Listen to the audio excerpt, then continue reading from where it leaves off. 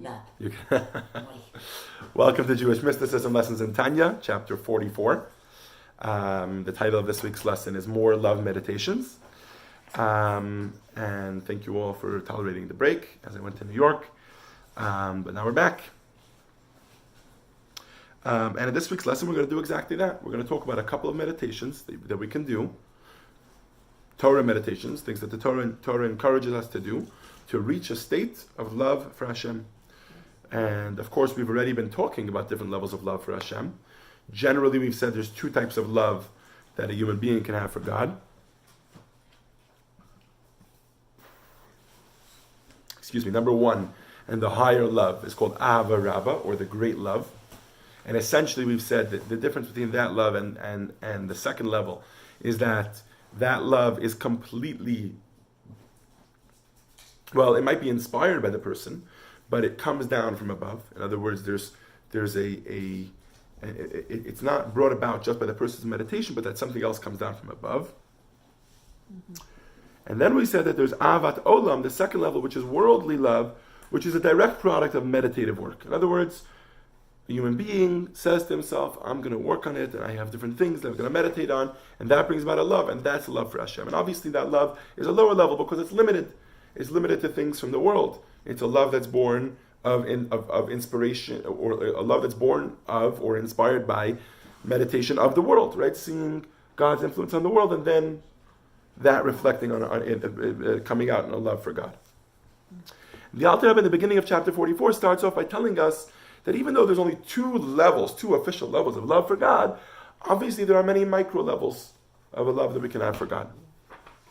And that depends in each person based on the amount of effort and the amount of inspiration they have in their heart, right? Seated in their heart. That's how much love they're going to have for God. The Alter Rebbe backs this up with a proof from the Zohar. The Zohar has a great explanation on the pasuk Noda B'She'arim Bala, which means that she is known in the gates. So this is a verse from Eshet Chayil, or Woman of Valor, which can be translated as a song or a poem written by a man about his beloved, right? Or it can be translated as the Jewish people and God, right? Or the Jewish people and the Torah, which are also likened to a bride and groom. And in this beautiful poem, which many of us read on every Friday night, we say Noda B'She'arim Bala. Her husband is waiting, or is known in the gates, right at the gates. She'arim. Now, the word she'arim is actually used in general to hint at methods through which we know God. Why? Because they're gates, sort of these emotions are sort of pathways through which we can get to know Hashem. And the Zohar says that the word she'arim can also be read in a different way as misha'er. Right? What does it mean, l'sha'er or misha'er? Irit? To estimate. Right? Yeah. Like a shiur, like to measure. Yeah. Right? To measure or to guesstimate or to estimate. And the Zohar points out that this is because each person has to measure in their own heart what their level of emotion is with God. The Alter Rebbe is reminding us that there's all these different levels of or even micro levels of different, two people could be doing the same meditation and the same work, but depending on how inspired they are to God in that moment, that's how much of a love it'll awaken within them. And so that also explains why, if you think about it, there should be a very finite amount of ways that a person can connect with Hashem. There's 613 mitzvot, there's only one Torah, right? Some people do some of these, some of the other. But if somebody does all 613 mitzvot and the Torah, they should be in good to go. But here the Zohar is pointing out that that's not necessarily the case. Because even though we're all learning the same Torah and keeping the same mitzvot, our commitment to it and our emotional investment in it, our passion in it, might vary depending on how inspired we are in that moment, right? Depending on how much our heart is invested in.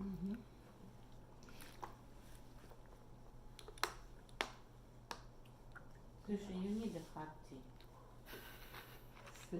Thank you. No, thank you. I had one earlier. I'm not going to have one now. It's okay. And the Alter Rebbe brings, and we're in section 2 now for those that are following along in the handout. The Alter Rebbe brings a pasuk in which from which he references these two types of loves that a person can have for God. One that comes from a person's own efforts, and one that comes as a gift from Hashem. Now, the Rebbe brings the pasuk which says, where is it? At the bottom of page 566. It says in the Zohar on the pasuk on the verse Nafshi ivisicha balayla, that my heart, my soul, nefesh, I desired you at night. And in the second half of the pasuk is, and in the morning, I'm looking for the exact words.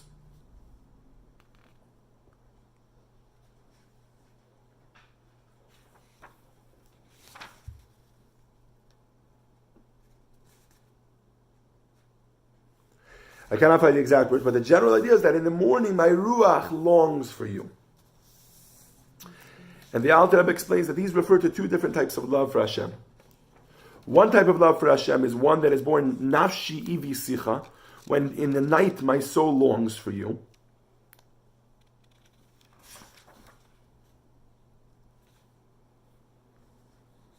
Hold on 1 second, we'll find the second half of the verse, and then it'll really become clear. You're looking for the Hebrew one? The Hebrew words, yeah. You see it somewhere? No, I see it. Just slipped my mind here for a second. Yeah, that. 1 second.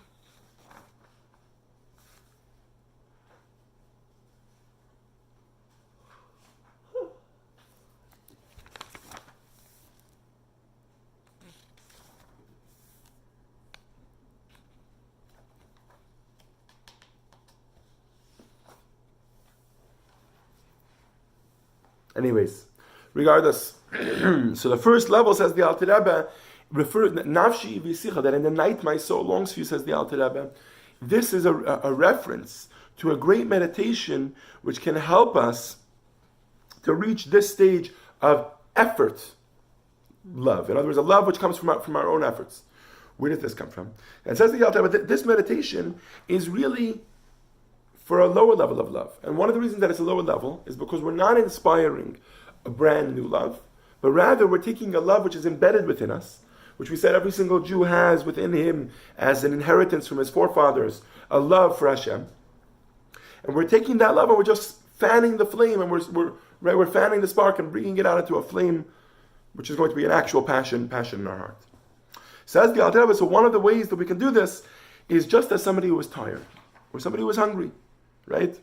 And therefore he's starting to lose life. We all know, right, that if we're hungry, very hungry, starving, we're tired, we're super tired, we haven't slept in days, the life begins to ebb out of our bodies, right?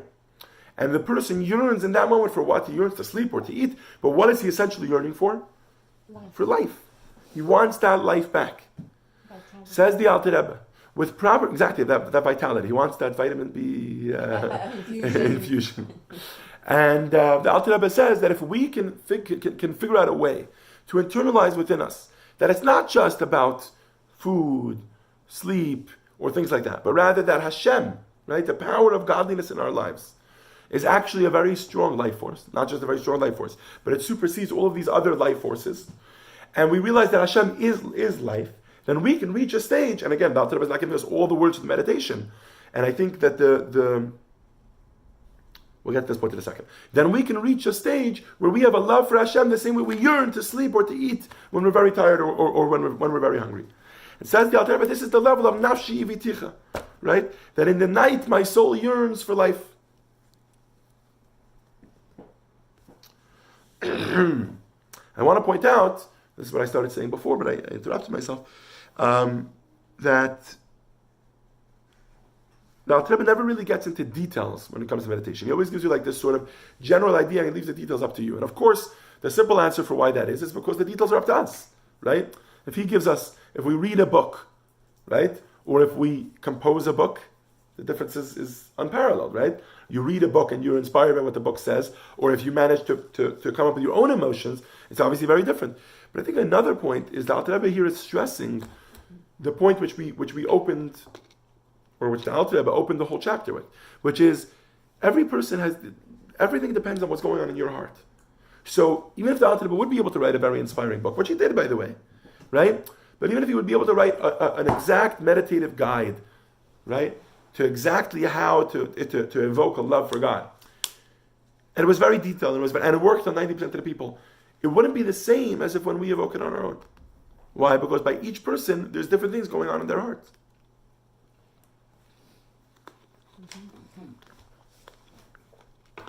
From here, the Alter Rebbe moves on to love number 2. Invoking the soul deep love for God. The second level of love, says the Alter Rebbe, which is also still this type of love which is gifted from above, and we're fanning it into a flame. But says the Alter Rebbe, a much deeper way of doing that is if a person can do the same thing that Moshe Rabbeinu did. You see, Moshe Rabbeinu managed to love Hashem. In the Zohar, it explains that Moshe Rabbeinu's love was kibra d'ishtadal basar avi v'imeh. Like a son who exerts himself for his father and mother. He works, he puts in effort, he strives, he's trying to make sure that his father and mother are happy, are comfortable, are safe, etc. Right? Sometimes we find that love, which inspires those actions by a son or by a child for his father, sometimes that love can be even more powerful than the child has for himself. He'll work even harder for his father to give his father what he needs, or to make sure that his father has what he needs, to take care of his father, than he would even for himself. Sometimes it's at the expense of his own care, right? How many times do we see this? As a rabbi, I see this all the time. Children who love their parents deeply, and they're so preoccupied with taking care of them that they're neglecting their own lives. So says the Alter Rebbe, even though this is something that we say that it's unique to Moshe Rabbeinu, Moshe Rabbeinu managed to do that because he had this unique relationship with Hashem. He had an open father-son relationship with Hashem. But really, says the Alter Rebbe, I want to remind you that in every single generation there is a little bit of Moshe Rabbeinu, right? There's the Rebbe. In every single one of us we have a little bit of Moshe Rabbeinu, right? And by tapping into that, we can actually manage to evoke a very deep love for God, similar to a child who loves his father. Again, not too many details, but the Alter Rebbe wants to assure us that it's within our reach. The Alter Rebbe says that this can be done so often, over and over and over again, right? You can go through the motion so often until it becomes second nature to you. So it might not actually be going on inside you, you might not actually be reaching the same level as Moshe Rabbeinu, but there is a certain level of father-son love going on here. Let's see how Rabbi Chaim Butler recaps that four-step process that we just mentioned, right? So on page 571. Leah, you want to read for us a little bit? Okay. Section 4? Yeah.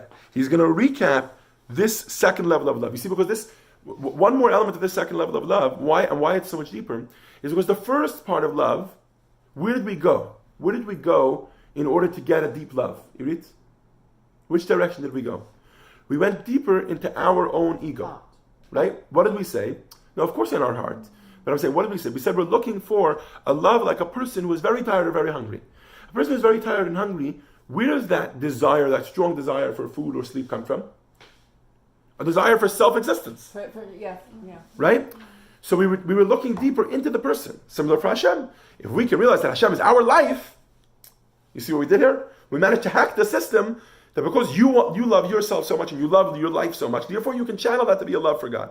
But here with this second level of love, it's not. It's much more selfless. Right? We're channeling the same part of us which sometimes says, I love somebody else more than myself. Right? And Alter Rebbe doesn't bring examples of a spouse or of a friend because sometimes it isn't that way. But with a father, very often we find that is the case. That the child will do more things for the parent, than they would do for themselves. So this second level of love is much, much deeper and much more selfless. Let's summarize. At the beginning of section 4.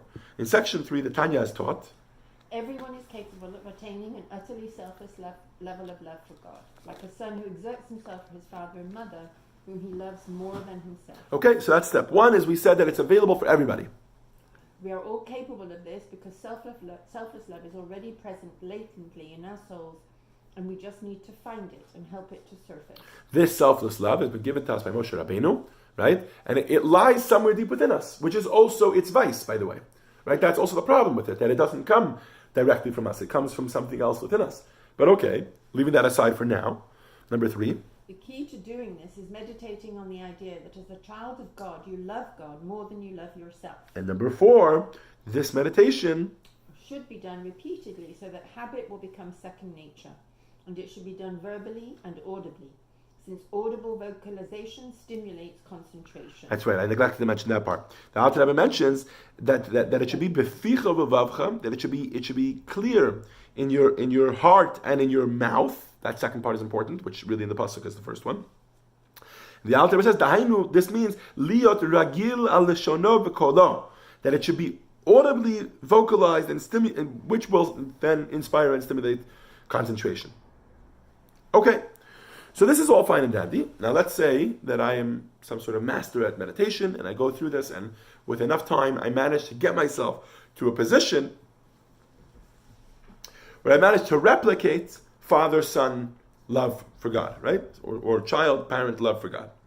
Now let me ask you a question. Is this authentic?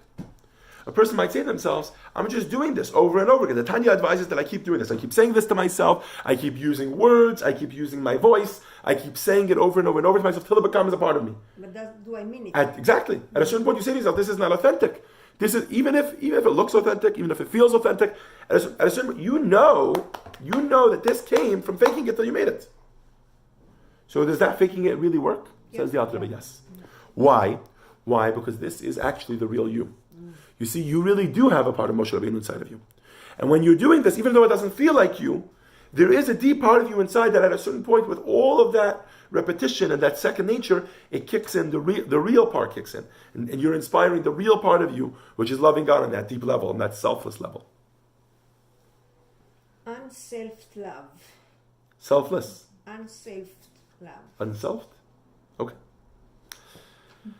The Alter Rebbe quotes from the Gemara in Kiddushin, in Tractate Kiddushin. The Gemara says, Machshava Tova. Right? You've heard of this before, right? You read? HaKadosh Baruch Hu mitzarfa l'maaseh. Machshava Tova means a good intention, or a good thought, or a proper intention, to do the right thing. HaKadosh Baruch Hu mitzarfa l'maaseh. God connects it to a proper deed, that it should end up coming out in the world of action. So here what we're saying is the Alter Rebbe is applying it to love. The Alter Rebbe says, you're trying to attain this deep level of selfless love. You're doing it as much as you can in your mind, and as much as to the best of your ability you're doing it. That last part comes from Hashem. That last part is a gift.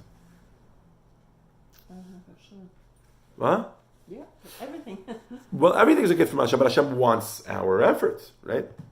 And this brings us to the result of it. Why does Hashem still appreciate it? Because to Hashem it's real. Because this is really you. And to Hashem, as we've discussed before, there are two reasons what Hashem is looking for in this world, right? So number one, remember that analogy we had of the king who sends his son on a trip. The son ends up in prison, and finally the son comes home from prison. Hashem loves us like a father loves his children.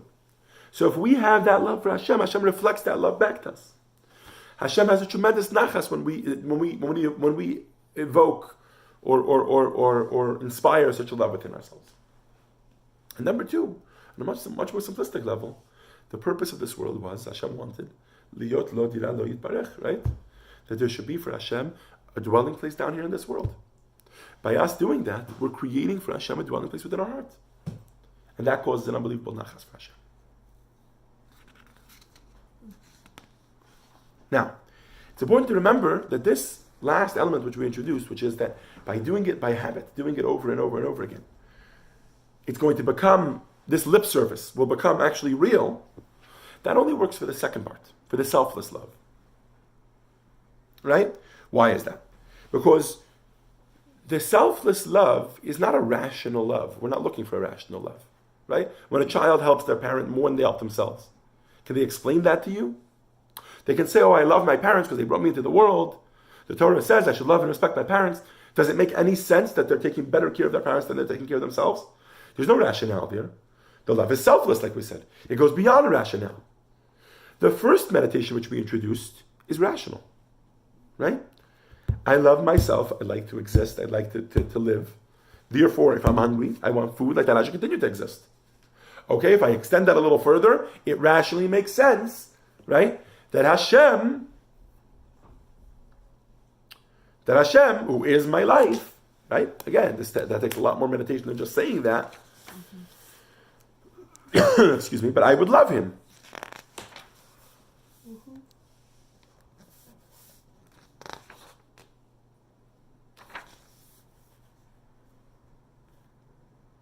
So basically awakening it yourself, and then Hashem Right, I'm looking for the words gives you because that will be a boost. Yeah, exactly. No problem. But the interesting thing is, he's saying,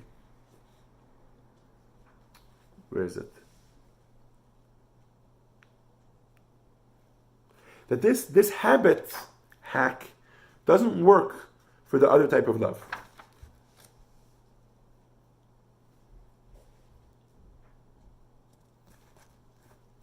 Here, at the bottom of page 574. You want to read to us a little bit? Which one? At the bottom of page 574. He calls it habitual verbalization. Rabbi Miller calls it. So you can use the practical method of section 3, habitual verbalization, even for the lower self-oriented love, taught in section 2. You simply have to be training yourself constantly with your mouth and heart consistent.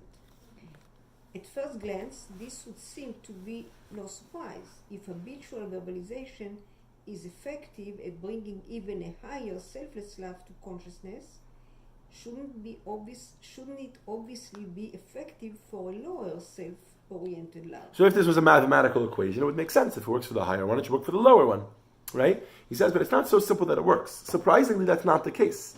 Generally speaking, the lower love is easier to achieve because it's more relatable. It's rational. I desire and crave for you like a person desires his own life and soul when he is weak and exhausted. You know what it feels like to desire energy when you're weak and exhausted, so you try to feel the same hunger for God.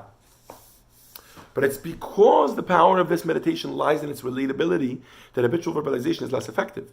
Either you're going to relate to this idea or you won't.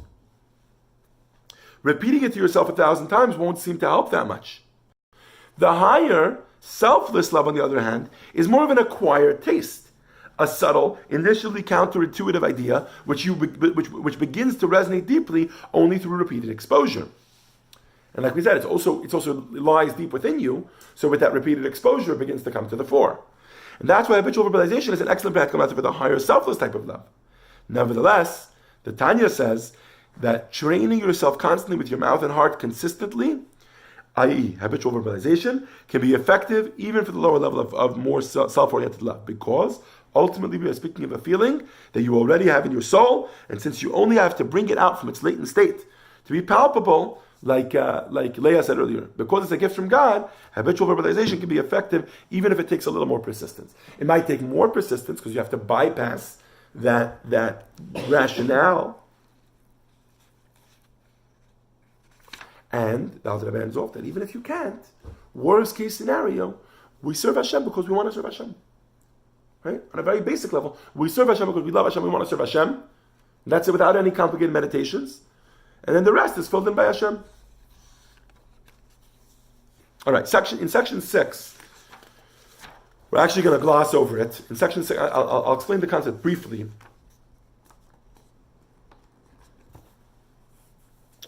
The Alter Rebbe wants to know, we've always referred to love and fear of God as Gadfim, as wings. And the reason for this is because we said the love and fear of God, or the love and reverence for Hashem, sort of lift our mitzvot and our Torah up to higher realms. We've actually discussed at one point, you'll remember this, the different realms which it goes to, in Atzilut and Bria, etc. The Alter wants to know, I don't understand. These meditations that we discussed today are very, very natural. Right? They're very like physical, we're copying physical processes, right? How a son loves his father, how a person yearns for life when they're losing life, right?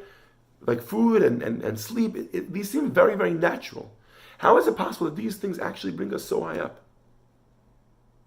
So says the Alter Rebbe, to Bria, to the realm of Bria, it's very simple how it gets there. You see, when you do this, no matter how you do it, you're using your Bina. Meditation involves Bina. Right? Intellect is not necessarily always Bina. Intellect can be Chachma. That first spark, right? Which is fleeting. But when you meditate, you're obviously using Bina. Bina is that fleshing out or fully exploring an intellectual thought. And after Bina comes with Blitz, After Bina comes Da'at. da. Now, Bina is very powerful. Because Bina, we're told, in general, whenever we do anything, it reflects by God. And when we inspire our Bina, which is our meditation, when we utilize that, we evoke by Hashem the same thing, that Hashem's Bina should be inspired. Bina, mekanina, it says, the Zohar tells us that Ema Ilah mekanina bebriya. That the Heavenly Mother, which is what Bina is called, now is not the time to explain why, resides in Bria, in the realm of Bria. And therefore, says the Alter Rebbe, when we use even our rational meditative state to evoke a love for Hashem, our mitzvot take this direct route to Bina. To Bria. To Bria. Through that Bina connection. Beria is the second of the four realms. Yes. The first one is Atzilut, the next one is Bria, then Yitzir and Asiyah. And then the Alter Rebbe says, the Alter Rebbe adds in section 7, again, we're still glossing through this. I'm giving you like sort of a brief overview. I don't want to get too mystical here, especially not with like these levels that we don't necessarily understand. But then the Alter Rebbe says that in Bina, in these two natural loves, which use our Bina, which reflect on Hashem's Bina, there's actually, says the Alter Rebbe, even a little bit of Atzilut embedded within it, which is the highest realm.